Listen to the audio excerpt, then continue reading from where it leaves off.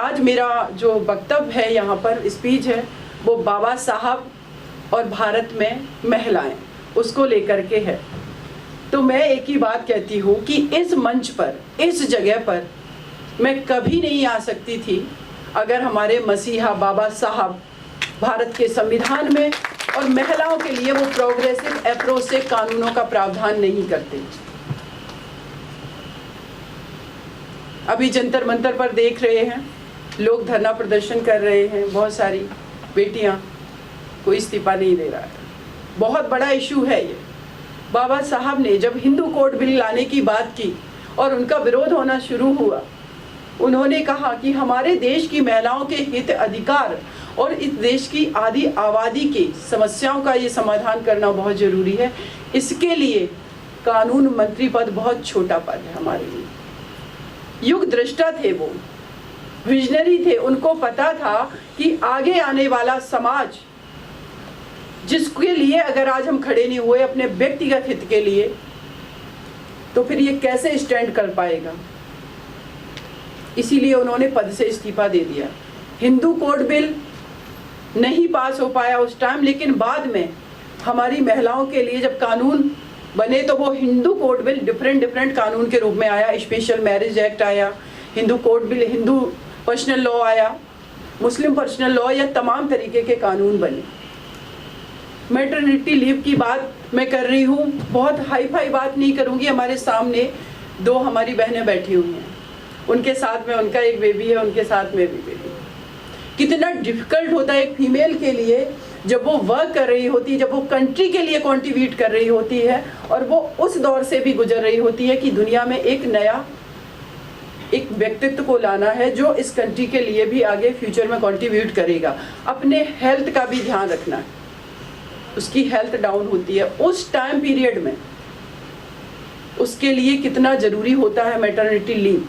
1942 में बाबा साहब ने अपने भाषण में ये बात कही और 1948 में इस चीज़ का उन्होंने कानून बनवा लिया, और 1978 में जाकर के अमेरिका मैटरनिटी लीव, जब वहाँ की कोर्ट इंटरफेयर कर रही है, तब वो महिलाओं को दे रही है।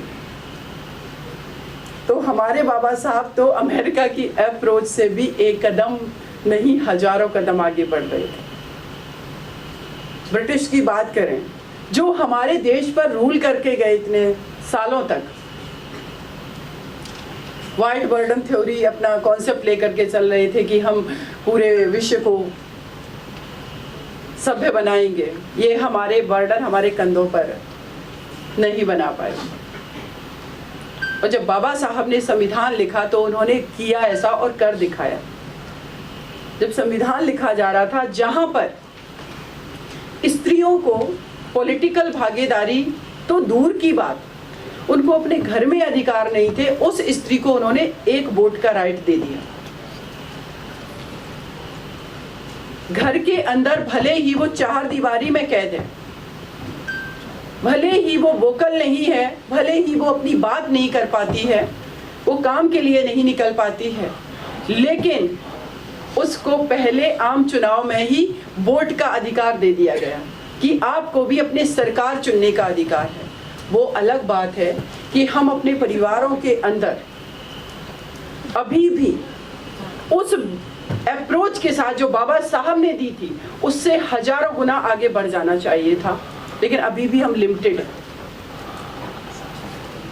बहुत सारे सार्वजनिक मंच पर जब महात्मा ज्योतिबा फुले जी की और माता सावित्रीबाई फुले जी की जयंती सेलिब्रेट की जाती है और मैं वहां जाती हूँ, मेरा एक ही सवाल होता है मेरे बुद्धिजीवी भाइयों से कि उन्होंने माता सावित्रीबाई फुले जी के ऊपर जब कीचड़ फेंका जाता था तो उन्होंने कहा कि सावित्री, आज अगर तुम बैठ गई तो हजारों बेटियों के लिए कौन स्टैंड लेगा, कौन खड़ा होगा।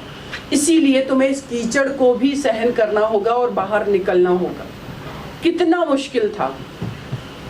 और सिर्फ भारत की वो SC ST OBC समाज की ही नहीं, देश की हर फीमेल के लिए उन्होंने वो विद्यालय बनाया था। और आज भी जब कोई कार्यक्रम होता है तो मैं देखती हूँ कि 50% महिलाओं की भागीदारी तो बहुत दूर की बात, कहीं कहीं तो 1-2% भी नहीं होती। ये इसलिए ज़रूरी है क्योंकि एकेडमिक क्वालिफिकेशन मुझे लगता है कि किसी भी व्यक्तित्व के डेवलपमेंट के लिए बहुत लिमिटेड है। एकेडमिक क्वालिफिकेशन से आप नौकरी ले सकते हैं। वीकनेस क्या है समाज की, परिवार की। जब भी कोई बेटी परिवार के अंदर वो डिस्कशन और डिबेट में पार्टिसिपेट करना चाह रही है, जब हमारे बड़े बुजुर्ग बैठे हैं, घर में माता पिता बैठे हैं, हम उसको पार्टिसिपेट नहीं करने दे रहे हैं। कहते हैं आप पढ़ो जा करके। मैं फिर कहती हूँ कि एकेडमिक नॉलेज बहुत छोटी चीज़ है, उसके उतने पासिंग मार्क्स आ जाएं जिससे वो एग्ज़ाम दे सके, इतना सफिशेंट है। लेकिन अगर उसको दुनियादारी की नॉलेज हो गई, वो कभी भी बेटी अपने आप को लो फील नहीं करेगी। कोई भी अगर उसके साथ छेड़खानी करेगी तो वो रिएक्ट करेगी, क्योंकि घर में आपने उसको बोलने का मौका दिया, उसको लड़ने का, अपनी बात करने का मौका दिया। बाबा साहब ने फाइट की है, वो फाइटर थे, वो लड़े हैं अपने अधिकारों के लिए, खुले सार्वजनिक मंच पर बोला है उन्होंने। जो बुराइयां थी, जो कुरीतियां थी, जो आडंबर थे, उन पर अटैक किया और कंस्ट्रक्टिव काम करके दिया इस समाज को। लेकिन जिसके भी शोषण के लिए अगर ये चीज़ हो रही है, उसमें फीमेल अगर सबसे निचले तबके पर है तो उसको भी रिएक्ट करने का मौका दीजिए, क्योंकि बाबा साहब ने ही कहा है कि किसी समाज, किसी परिवार को अगर आपको देखना है कि उसने कितना डेवलपमेंट किया है, उस परिवार की, उस समाज की, उस देश की महिलाओं की दशा और दिशा को देख लीजिए। तो जब दशा और दिशा देखने की बात आती है तो मुझे लगता है कि इंडिविजुअली इस कंट्री की सबसे छोटी जो यूनिट है वो है परिवार। तो इंडिविजुअली ये हम सबकी रिस्पॉन्सिबिलिटी बनती है कि as a husband, as a brother, as ए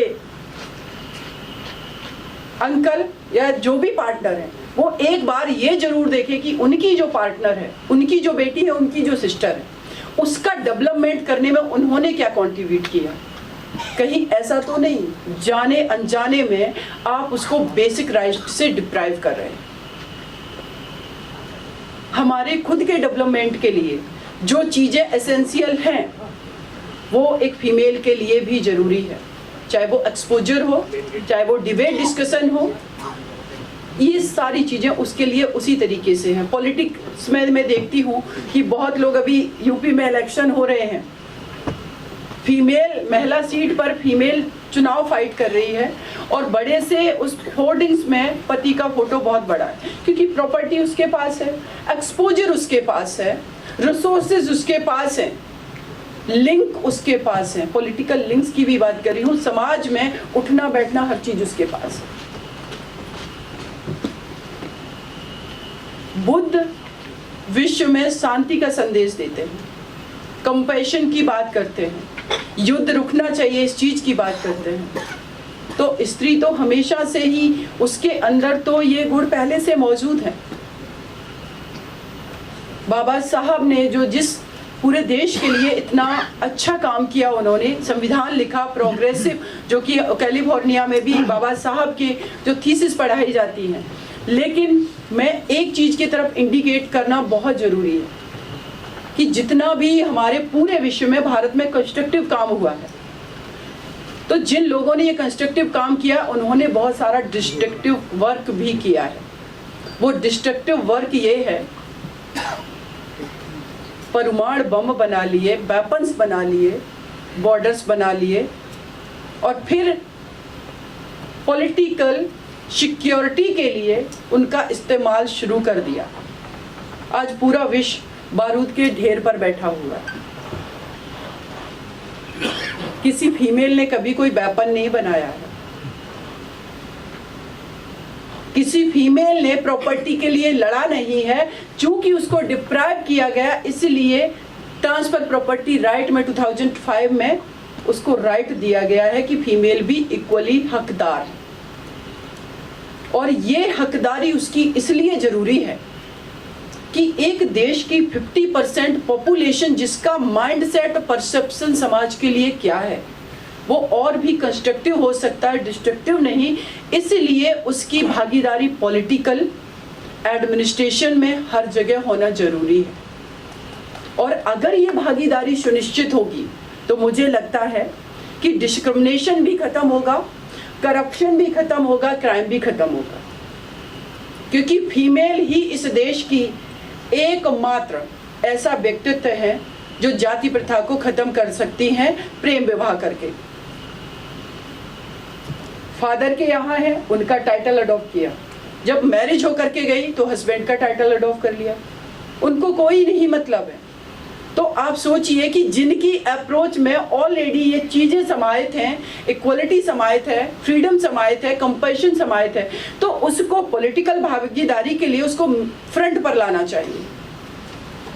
और मेरा ये मानना है कि बाबा साहब आज अगर हमारे होते तो 30 नहीं 50% रिजर्वेशन पार्लियामेंट में हमारी देश की महिलाओं को मिल चुका होता। लेकिन आज इस मंच से मैं एक बात कहती हूँ, मैं बहुत बड़ी तो अधिवक्ता नहीं हूँ, बाबा साहब का मरते दम तक शुक्रिया अदा करूंगी। बाकी में इस देश के अंदर अगर फीमेल को किसी की बाकी में पूजा करनी चाहिए, किसी के आगे सर झुकाना चाहिए, तो एकमात्र व्यक्तित्व है बाबा साहब, जिनसे आगे झुकना चाहिए। माता सावित्रीबाई फुले जी के आगे झुकना चाहिए। प्रथम विद्यालय बनाया, फाइट भी फीमेल को घर के अंदर भी करनी पड़ी तो करनी चाहिए। 50% पॉपुलेशन अगर एम्पावर्ड हो गई, इस समाज को दिशा देने में बहुत ज्यादा टाइम नहीं लगेगा। बाबा साहब यही तो चाह रहे थे। उस समय में उन्होंने क्यों ये सारी चीजें सोच ली कि मैटरनिटी लीव क्यों जरूरी है, हिंदू कोड बिल क्यों जरूरी है, उनके लिए उसी तरीके का फंडामेंटल राइट क्यों जरूरी है। आर्टिकल 14 to 15 जब बात कर रहा है, 16 इक्वलिटी की बात कर रहा है, जेंडर इक्वलिटी की बात कर रहा है। कोई जेंडर डिफरेंट होने से वीक नहीं हो गया है। आजकल वैसे भी मसल पावर का कोई मतलब नहीं रह गया है, ब्रेन पावर का ज्यादा मतलब है। और बाबा साहब ने अपनी कलम से अपने ब्रेन का इस्तेमाल करते हुए इस देश को बहुत कुछ दे दिया। और इस तरीके के कार्यक्रम होते रहने चाहिए।